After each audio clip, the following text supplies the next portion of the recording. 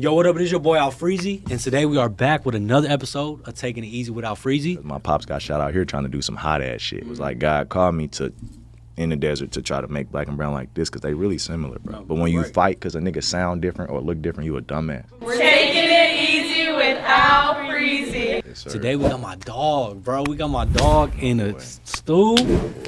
Man, my boy Christopher DeBose. How you doing, brother? Man, I'm doing good, bro. And I got my publicist, Sonya, here with me, and I got my dog 602 Byron. Yes, sir. Real West Side young boss, Yes, superstar. sir. He just chilling right now. He ain't gonna say too much, but he definitely in the building with me. So we're gonna talk about King of the West today. Oh.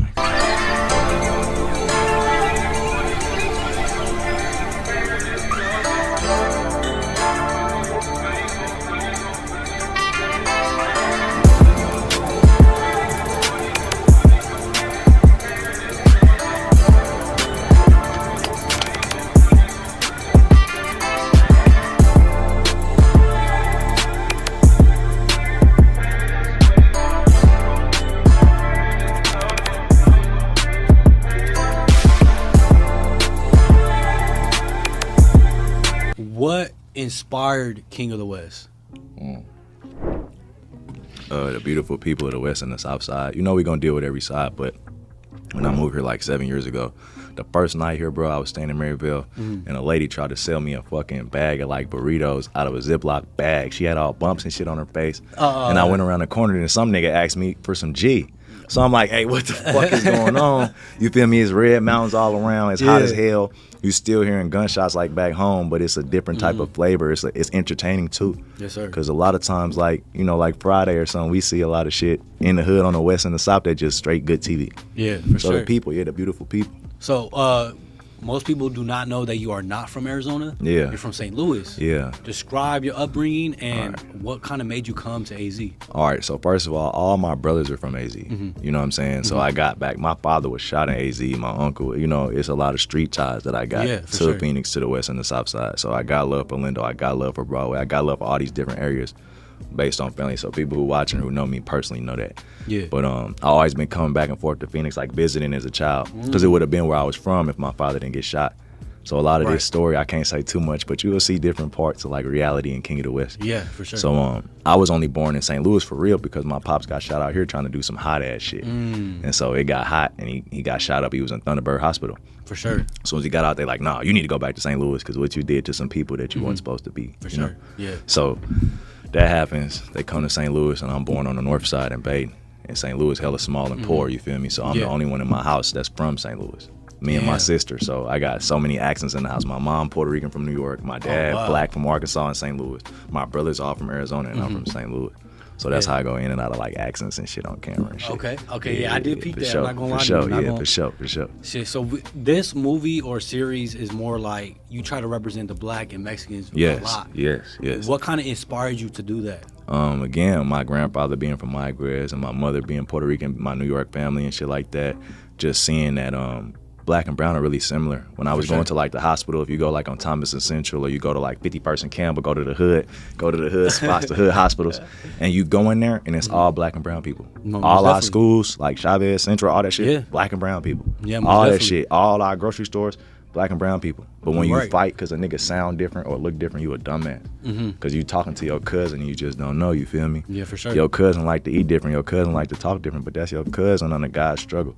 So me being black and brown, it was like God called me in the desert to try to make black and brown like this because they really similar, bro. No, most definitely. Really similar. I remember like growing up, like all the schools I went to, black and brown. I didn't see no white folks until I went to ASU. You see, and we love white people. Yeah. You understand? But it's important we love each other because we around each other. Most definitely. Why would I want to hate him? And this is going to be at Food City when I get there. Yeah. Byron is going to be who's at the hospital when I get there. Yeah. Or when you send your child to middle school, it's going to be my kids or your kids that go together. Most definitely. So how can we create a space where they can make money and be different than some of our West Coast neighbors where there's problems there? It don't got to be that, you know. Yes, and that's sir. why Byron is with me today. We not on that.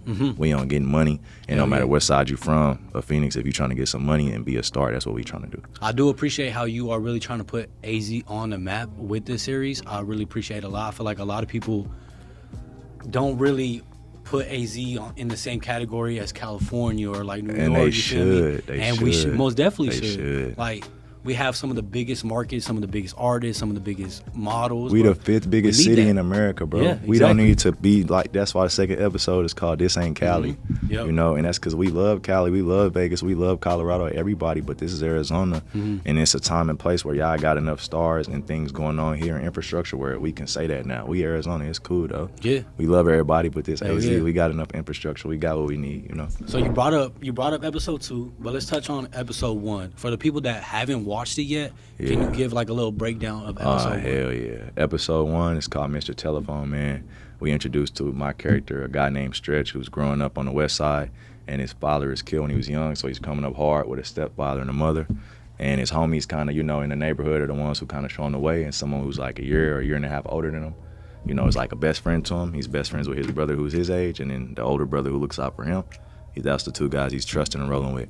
And some things happen as they get older, and, you know, sociopathic ways and mental ways are like, they come about when you're in the trenches in these areas. Most you definitely. start, you know, Yeah. losing your mind a little bit sometimes. If you've ever been in the trenches, you lose your mind sometimes. So it explores maybe someone who's a little sociopathic, and he meets and lives in the area just like the West Side. So a lot of characters and a lot of things going on. For sure. So it just shows the characters that he's immersed in the area of the valley and what's going on, you know. How did you? One thing working with you was like, damn, you really have everything set up. You have everything planned out. How do you go about planning out like a certain scene or even just a whole episode? That's a beautiful thing. I'm gonna try to say it without giving the sauce away. Yeah, But okay. like if you from Phoenix or you like a filmmaker, if you contact me personally, I'll try to get some sauce away. But for the industry, I can't get too much because they watching and we want to keep it independent as long as we can. For sure. But I think I just go about it by thinking about what I want to happen at the beginning and what I want to happen at the end of the episode. And then that's one night. So I say, this is how I want it to open. That's why if you notice, we mastering openings and closings. Most If you notice, my definitely. openings Yeah, and closings most be definitely. crazy every time. So that's the first thing I think about. Then I think about what do I want to happen to get there. Then I use the characters as navigational pieces to drive me to that goal. Yes, sir. So when you guys are saying your lines, it's not that I'm thinking so hard to say. I'm saying what would they need to say to get me to that goal. So I use the character as a navigational piece and try to give them a real voice that we hear in Phoenix. Speaking of the characters, how did you go about recruiting your characters? Oh, targeted. Yeah, I was targeted. Yeah, for yeah, sure. Yeah, Okay. I was targeted. I was targeted. Like every person on this show and on this staff, all 30 to 40 of these people is handpicked, and we growing every day. Wow. Everybody was handpicked. So okay. Like, you know, I came to you personally. Yeah, you did for sure. And I Byron, appreciate Byron, that a you lot. know, behind the camera, me and Byron talk personally. Everybody, Shiner, shout out Ben, shout out 3-5, Yep. and my boy Caesar and the whole Filiberto's family, and Icebreakers too. You know, shout Yeah, out, shout all out to them. Icebreakers Shout too. out Icebreakers, Phillies, and all our future partners for sure. Yup. And so transitioning into episode 2, what kind of let's explain that. It's taken down right now. It's gonna be Yeah, we got to do some things to try to make sure we can make money and Okay. make a bigger splash, and we got to reshoot an intro. We want to get all our characters in there, so it'll be back up next week. Okay. Yeah, We're for sure, looking for forward sure. to it. Can you break down episode 2 as much as you can without spoiling it? Episode 2, you deal with, because you can watch episode 1, so you deal with the death of me killing my best friend, one of my best friends, and someone who taught me a lot. And you see the fallout from that and how betrayal and things can lay in the wings in the community, and just how far a sociopath is willing to go to live a lie, you feel me? And how far a lie can go in the trenches and how it can affect everybody around. Just one lie can affect a whole community and an Most environment. definitely So right. you're going to see how that happens, and you get the introduction of maybe 8 to 10 new characters. You get 602 Byron, my boy Shiner. We get 3-5. You get Bands. You get Rye Thompson. We get a lot of new people, you know, and you doing your thing in there, of course. Man.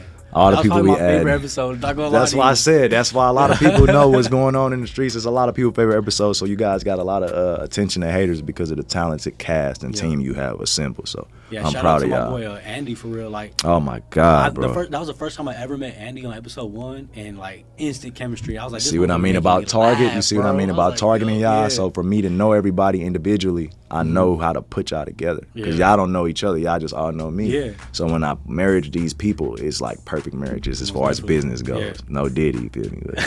This is perfect marriages. That nigga guy might be coming home, and y'all know that nigga buffer and sweeter now. We done made this nigga have time to work out and think about this shit, and they might let this nigga out now.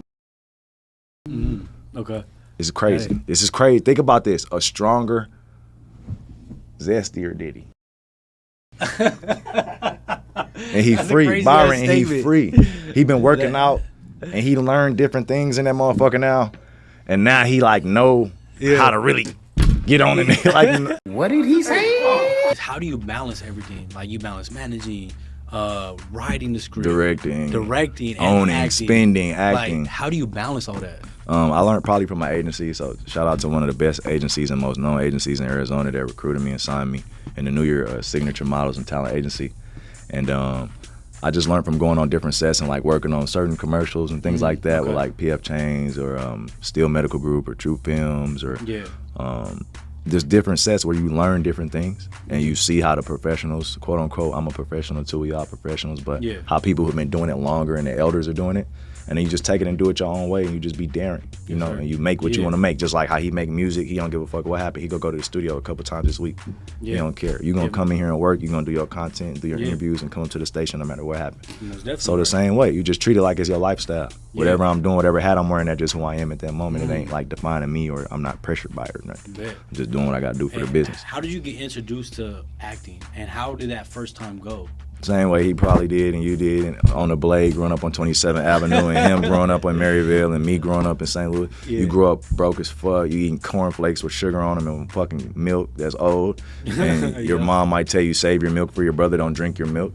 And you feel me, your favorite movie come on, maybe it's Friday, or for me it was Juice, seeing Tupac perform. That's why my character's such a little backstabbing crazy nigga. It's like, cause I love Juice, you feel me, and Pac was that nigga. And the way the West Coast embraced them, the way he showed love to them, that's kind of the business module. I show love to the West and hopefully they love me back. Yes sir. And how can you describe your growth from the first time you acted to now? Definitely, I probably improved on like my eyes and crying on camera. Like I can cry on camera, like episode 2 you saw at the end. Well,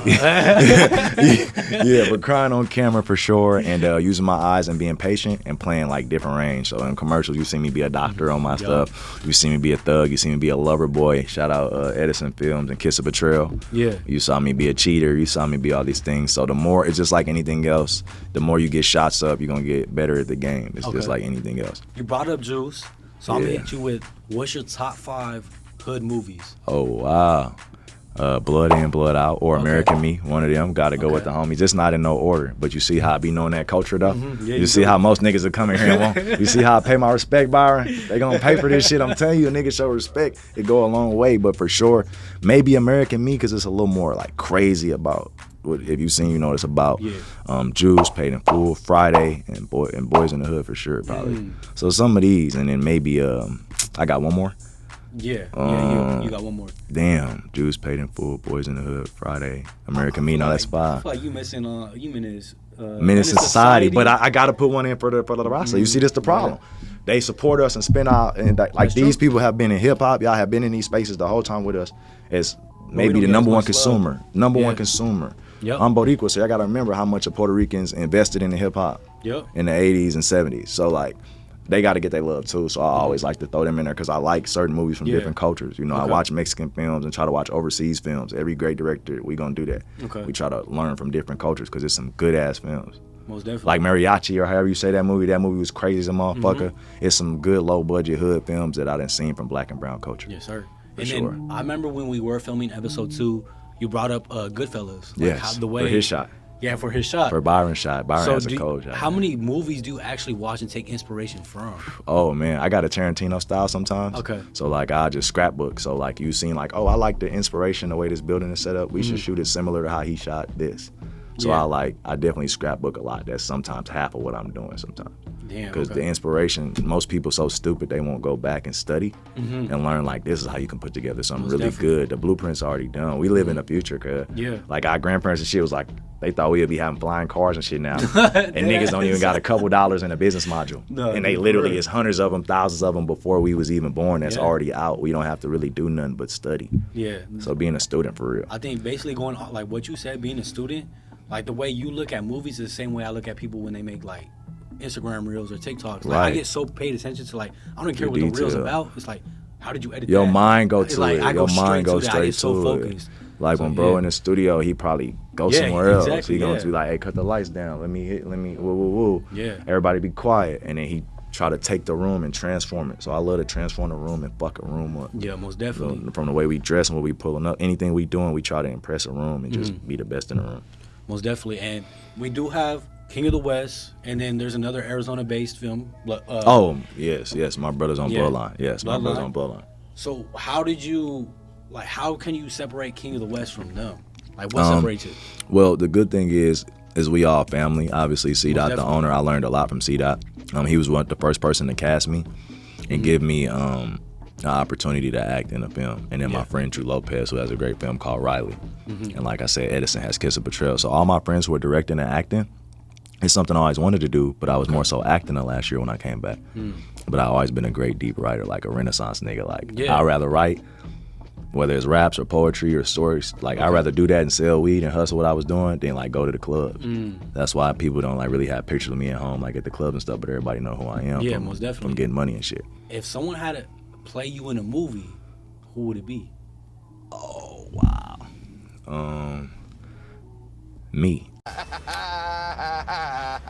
Look, me, the best, one of the best new young upcoming actors. You like that, B? I switched that motherfucker around. Me. Ask Byron the same question. Who gonna play Byron? And they're like, me, nigga, on the West. I respect nigga. it. On the West. We still too young to say that, bro. Like, you can ask me in 20 years. That's very ask true. Me in 20 years, I got a great answer. Ask me in like 20 years, I got a great answer. So based off that, Mount Rushmore of actors. Oh man, wow, Sidney Poitier. Okay. Marlon Brando. Denzel Washington. Gotta throw Denzel up there. God damn it. It's probably De Niro or Leonardo DiCaprio. Okay. Or maybe Daniel Day-Lewis. There's some motherfuckers, bro, that y'all might not know. That's some some motherfuckers though, bro. That's I'm like, god damn, yeah. But I'll go with that. De Niro or DiCaprio, Denzel, and then Brando and Sidney Poitier. Outside of King of the West, what's your favorite character you have portrayed? I probably really enjoyed playing in Kiss of Betrayal. I really enjoyed Bloodline and Riley. All my friends gave me great roles to help me get good traction to get where I am. Most definitely, yeah. So we probably swing back and do some more roles together because we all got our own like imprints now. But we all still try to, because I'm still on Bloodline and I got plans for C-Dot to be over here and Drew and everything. So it just got to be the right timing. But I would probably say the start of the new year on Valentine's Day in Edison Films with Ryan Thompson, who's also in King of the West. Ryan Thompson plays Jazz. She does a great job. Yeah. And she plays the girl who catches me cheating on her with her best friend. So that was a good short, and it did like 30,000 views. So it helped me start the new year real good. Yes, for sir. sure. Yes, Playing a cheating ass nigga in the bed with 2 women and shit. It's a good role. It's something I done done before. It's something I did in my past before. So I'm ready for it. You feel me? Yes, sir. So the next question, I have to ask a music question. We are at a radio station. Yeah. So you did pick select music for episode 1 and episode 2. We got some of Byron's music in episode 2. And Forever Hughes, my friend Forever Hughes is a good artist. Jalen Hughes was a signed actor. Sure. So how do you go about picking the music for every scene? Well, shout out my homie Raysta, who's also a big artist at home. So I kind of got, because I got like 2 homes, Yeah. Because I've been out here 7 years and then from where I'm from. So it's like, I kind of pick music that fits after we watch the scene, and the editor, Yaj and Guapo and Henry, my business partner Lundino, when my editors look at it, Yaj, our chief editor, after she scores it with the sound, I watch it. So I'm watching it on my computer at my house, and so I'm looking and seeing, and then I decide which music based on people I know again, I target again.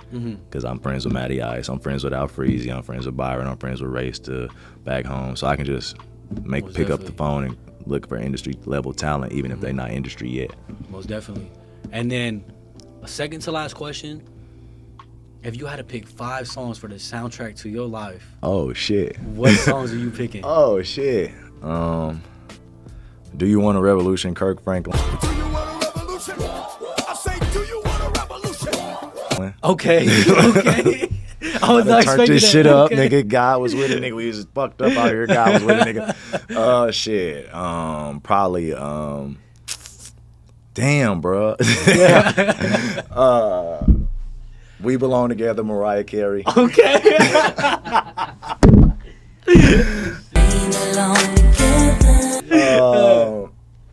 Race the fucking with my head. Off the porch, chase the bridge, shit, I step like I got 8 legs. Swab a car from the fed, that shit be fucking with my head. Okay. 602 Byron.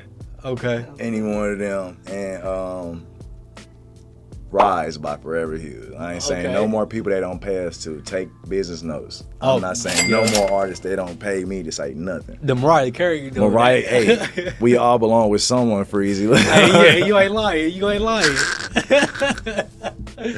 And then my last question, I like to end every interview with this, Yeah. is the words of motivation for the people out there. What kind of words of motivation do you have? Oh man, people are gonna tell you that you probably can't do something, or that you shouldn't do it, or that you're getting too old because you're not 20, you're no more 15, or whatever the young nigga age is now. Yeah. Now, if you're not 13, you old. I don't Nah, know. dead ass. I heard a nigga tell me 602 Brown was on, like 602 Brown was like 22.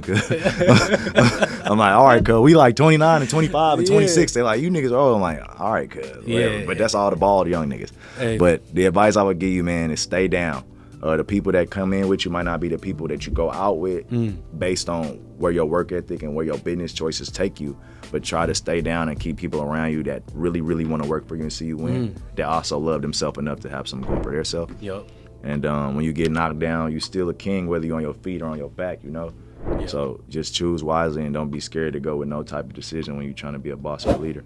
Make any tough decision, be militant, have security with you, have niggas around you, have money, do what it takes to stand on your own and be a man, you feel me? So that's the advice I could give you, and go watch King of the West. That's the best advice I could give Appreciate you, my dog. Appreciate you. Hey, y'all go tap in with King of the West. Episode 1 is out. Episode 2 about to drop. For sure. Make sure y'all go tap in. Follow my sure. dog right here. For sure. And until next time, we will see y'all. See you. We've been Appreciate taking you, it my nigga. easy. Appreciate you, my nigga. We keep taking it easy without Freezy, my nigga. Yeah. Yes, sir, Ski. Thank you, El Freezy. Thank you.